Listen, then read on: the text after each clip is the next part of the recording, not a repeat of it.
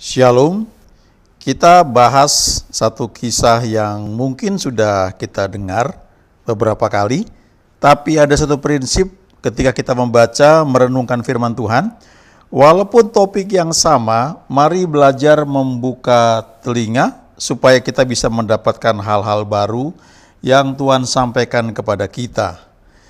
Ini kita mulai dulu dari Injil Yohanes, pasal yang ke-12.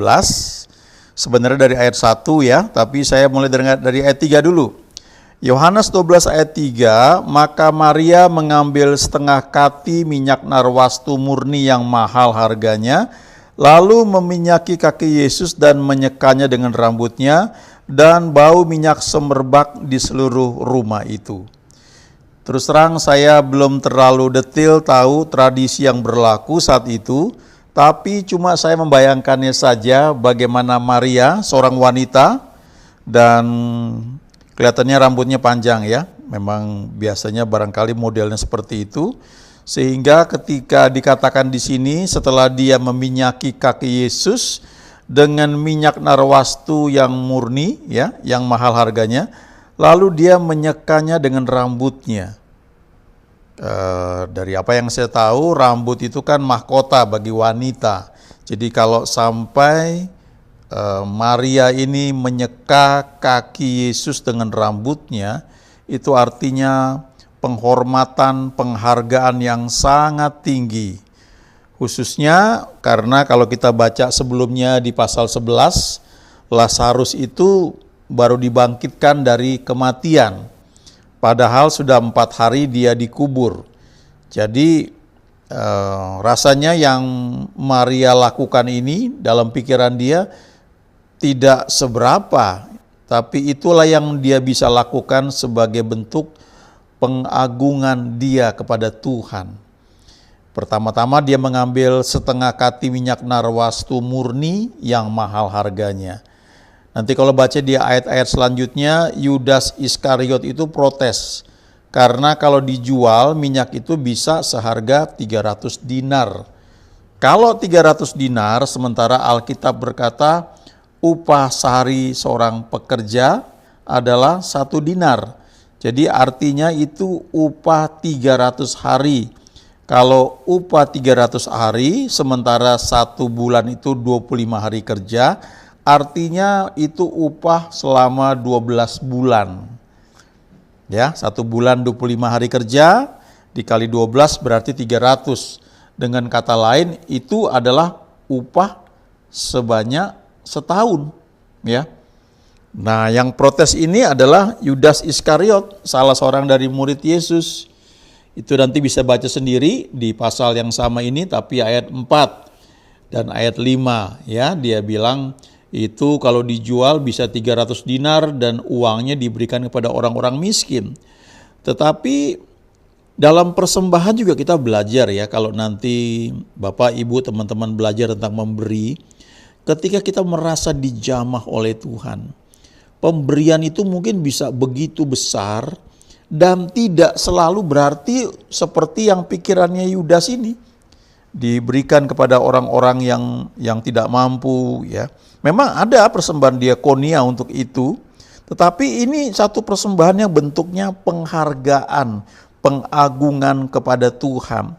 Sehingga sepertinya sia-sia minyak narwastu murni yang mahal harganya itu dipakai untuk meminyaki kaki Yesus.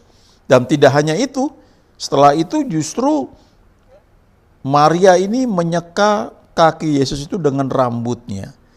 Dan dikatakan bau minyak semerbak di seluruh rumah itu. Saya pernah baca satu tulisan dari seorang hamba Tuhan, Wordsmani ya. Dia cerita bahwa minyak narwastu itu ditaruh di dalam satu tempat dan ketika mau dipakai itu dipecahkan ya. Kepalanya itu dipecahkan lalu bau semerbak itu akan keluar. Dari situ dia belajar, dia mengajarkan kepada kita ya, setelah dia belajar juga tentunya bagaimana hidup kita ini seperti botol minyak narwastu itu ketika dipecahkan, ketika kita belajar mengikut Tuhan, dibentuk Tuhan, maka bau semerbak itu akan terpancar keluar. Kita nyanyi suara mungkin gak bagus, tapi urapan itu bekerja dengan dahsyat. Kita lihat sebentar dari ayat 1 sampai dengan ayat 3, dan kita lihat nih ada beberapa peran di sini. Saya bacakan dari ayat 1 ya, Yohanes 12. 6 hari sebelum Paskah, Yesus datang ke Betania, tempat tinggal Lazarus yang dibangkitkan Yesus dari antara orang mati. Ayat 2, di situ diadakan perjamuan untuk dia dan Marta melayani, sedang salah seorang yang turut makan dengan Yesus adalah Lazarus. Baru ayat 3 yang kita baca tadi. Maka Maria mengambil setengah kati minyak narwastu murni yang mahal harganya, lalu meminyaki kaki Yesus dan menyekanya dengan rambutnya, dan bau minyak semerbak di seluruh rumah itu. Di sini dari 3 ayat ini kita baca ya, ada 3 peran selain Yesus ya. Dikatakan 6 hari sebelum Paskah Yesus datang ke Betania atau Betani. Dan dikatakan Betania itu adalah tempat tinggal Lazarus yang dibangkitkan Yesus dari antara orang mati. Itu ceritanya di pasal 11. Nah, lalu kalau kita baca di pasal 11, kita akan mengerti bahwa Lazarus itu adalah saudara dari Marta dan Maria. Ya. Jadi ada Lazarus, ada Marta, ada Maria. Di ayat 2 dikatakan di situ diadakan perjamuan untuk dia dan Marta melayani. Kalau kita ingat kisah Maria dan Marta, nanti kita baca di Lukas pasal 10 ya. Maka kita akan ingat bagaimana Maria dan Marta ini seringkali jadi bahan pelajaran buat kita. Maria itu duduk terus dekat kaki Tuhan mendengarkan perkataan Yesus ya, perkataan Tuhan. Tapi Marta sibuk sekali melayani. Ini rupanya nature-nya. Saya pernah bilang ya juga kemungkinan ini bahasa kasihnya Marta adalah melayani. Kan ada 4 bahasa kasih kalau menurut Gary Chapman ya, 4 atau 5 ya, 5 ya. Ada bahasa kasih sentuhan, ada bahasa kasih quality time, waktu yang berkualitas, ada bahasa kasih pemberian, ada bahasa kasih melayani ya, seperti Marta ini, lalu ada bahasa kasih kata-kata dukungan ya. Kata-kata pujian. Nah, itu cara orang menyatakan kasih. Kita perlu belajar itu supaya kita nggak salah tangkep. Kalau orang nampaknya punya bahasa kasih memberi, sementara kita bahasa kasih kita adalah quality time atau kata-kata dukungan, maka ketika orang memberi kepada kita, kita merasa biasa saja walaupun kita senang ya. Tapi ketika kita diberi dengan kata-kata pujian atau quality time ya, maka kita akan senang sekali ya. Jadi kemungkinan Marta ini bahasa kasihnya adalah melayani. Jadi dia menunjukkan kasihnya kepada Tuhan dengan cara melayani. Lalu salah seorang yang turut makan dengan Yesus adalah Lazarus ya. Lazarus ini ya karena dia mungkin pria ya, jadi wajar aja dia menemani Yesus di situ dengan tamu-tamu yang lain. Sementara yang wanita biasanya ya melayani. Jadi Lazarus ini entah dia bahasa kasihnya quality time ya, dia menemani di situ, atau mungkin juga ada hamba Tuhan bilang Lazarus ini cuma cengak-cenguk istilahnya ya. Ada 3 orang di sini ya, 3 bersaudara, ada Marta, ada Maria, ada Lazarus. Marta terkenal sibuk sekali melayani, Maria itu sibuk untuk mendengarkan Yesus, sementara Lazarus tenang-tenang saja. Dan kemudian Lazarus sakit ya, meninggal dan dibangkitkan oleh Yesus. Itu karena kalau kita pelajari di Yohanes 11 itu karena jelas imannya Allah itu ya, imannya Yesus, tetapi yang menggerakkannya adalah air mata Maria, orang yang dekat dengan Yesus. Nah, jadi sekarang kalau di antara 3 orang ini coba kita cek diri kita ya. Kira-kira kita ada di mana ini ya? Apakah kita kayak Lazarus cuma duduk aja begitu ya, kemudian orang lain yang bekerja seperti Marta, atau ada orang lain ya, kita seperti Maria yang memberi dengan luar biasa ya, gila-gilaan lalu menyeka kaki Yesus dengan rambut kita ya. Ini pengagungan yang luar biasa. Nah, kita coba lihat di bagian lain ya di Lukas ini cerita mengenai Maria dan Marta yang sangat terkenal. Di sini nggak ada nama Lazarus ya. Di sini yang diceritakan cuma Maria dan Marta. Lukas 10 ayat 38. Ketika Yesus dan murid-muridnya dalam perjalanan, tibalah ia di sebuah kampung. Nah, ini kampungnya kampung Betani atau Betania. Seorang perempuan yang bernama Marta menerima dia di rumahnya. Jadi kesannya di sini yang punya rumah adalah Marta. Atau bisa juga dikatakan orang yang pertama kali kenal Yesus adalah Marta, ya. Ayat 39, perempuan itu yaitu Marta mempunyai seorang saudara yang bernama Maria. Maria ini duduk dekat kaki Tuhan dan terus mendengarkan perkataannya.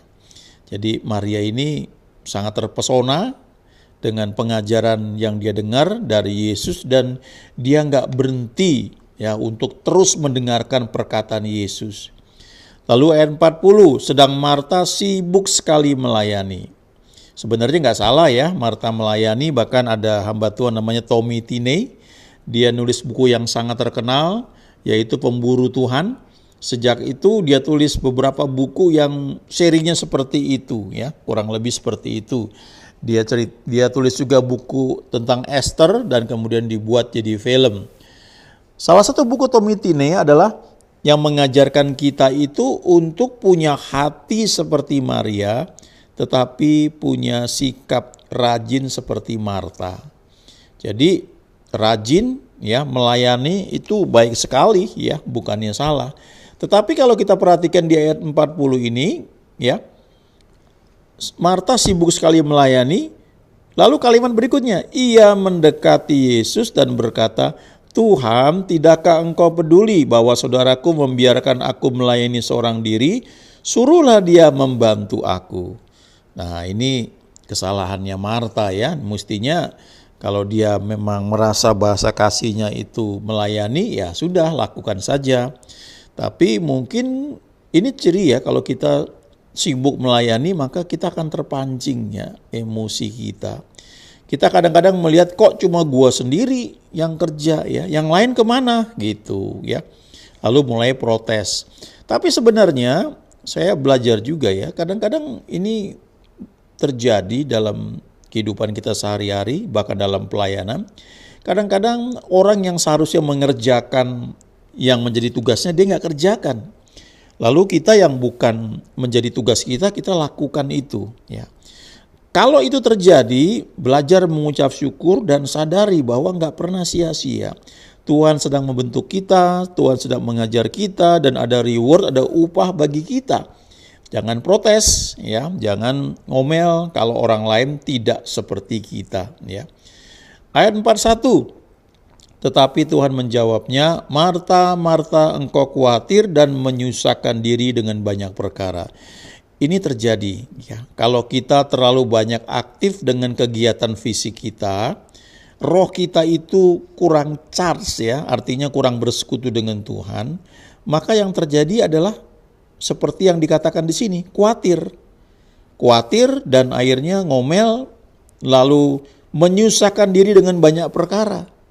Ada hal-hal yang jadi pikiran kita, pertimbangan kita, jadi khawatir, takut dan sebagainya. Tapi lalu dilanjutkan ayat 42, apa yang Yesus katakan? Tetapi hanya satu saja yang perlu, cuma satu yang perlu. Dan dikatakan Maria telah memilih bagian yang terbaik yang tidak akan diambil daripadanya. Jadi ternyata dari setiap banyak kesibukan kita, satu yang penting, yang paling penting, bahkan dikatakan satu saja yang perlu, yaitu membangun hubungan dengan Tuhan begitu rupa, menangkap perkataannya, lalu setelah itu baru bergerak. Bergerak seperti apa yang dia perintahkan kepada kita. Beberapa hamba Tuhan yang Tuhan pakai, sudah kenal Tuhan lebih jauh lagi, mereka bahkan berkata dengan jelas ya, segala sesuatu yang kita lakukan bukan karena dorongan Tuhan, itu nggak diterima sama Tuhan ya. Memang keras sekali ya. Jadi sesuatu itu harus lahir dari Tuhan, karena kita berdoa, kita dapat itu, baru kita lakukan. Nah, itu baru berdampak. Coba kita lihat bagian lain ya. Bagaimana akibatnya ketika Maria ini duduk dekat Tuhan. Ini kisah mengenai Lazarus dibangkitkan. Harusnya baca dari ayat 1 Yohanes 11, tapi panjang sekali dan waktunya nggak cukup, dan itu menjadi bagian kita masing-masing untuk merenungkannya. Tapi saya mau baca beberapa ayat saja dari Yohanes 11 ini. Ini cerita dikatakan bahwa Lazarus sudah meninggal.